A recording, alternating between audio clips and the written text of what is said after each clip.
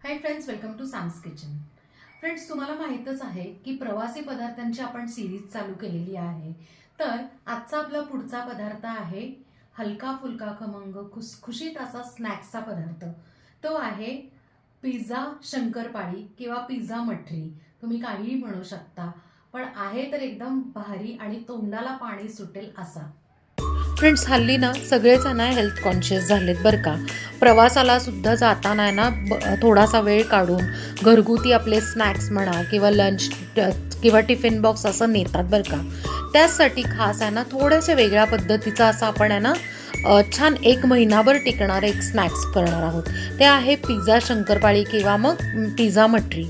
इथे एका बाउलमध्ये काय केलं आहे की गव्हाचं पीठ, मैदा, चिली फ्लेक्स, ऑरेगॅनो, चवीप्रमाणे मीठ, काळी मिरी पावडर आणि 4 ते 5 चमचे तूप. आता हे तूप आहे ना नॉर्मल टेम्परेचरचं असावं, म्हणजे गरम नसावं. हे तूप म्हणजे काय होतं की आहे ना मोहन म्हणून आपण घालत आहोत. त्यांनी आपली जी मठरी आहे किंवा शंकरपाळी ती खुसखुशीत कुरकुरीत होते. त्यानंतर सुकं पीठ सगळं आधी मिक्स करायचं आणि पाणी वापरून त्यानंतर घट्ट पीठ मळून 15 मिनटं झाकून ठेवायचं. एकदा छानपैकी आहे ना 15 मिनटं मुरलं की परत एकदा मळून घ्यायचं आणि जसं व्हिडिओमध्ये दाखवलं आहे त्या पद्धतीने पोळी लाटून छानपैकी आहे ना कट्स मारायचे. म्हणजे मग चौकोनी म्हणा किंवा स्टिकमध्ये तुम्हाला कट करायचं असेल त्या पद्धतीने तुम्ही आहे ना त्याचे तुकडे करून घ्यायचे. एका साईडला तेल तापवायला ठेवायचं आणि छानपैकी ना लो फ्लेमवर कुरकुरीत एकदम तळून घ्यायचे. हे जे स्नॅक्स आहेत ते जवळजवळ 1 महिना आरामात टिकतात. सो बाहेर आता प्रवासाला जाताना ना तुम्हाला ॲटलिस्ट या स्नॅक्सचं तरी टेन्शन राहणार नाही.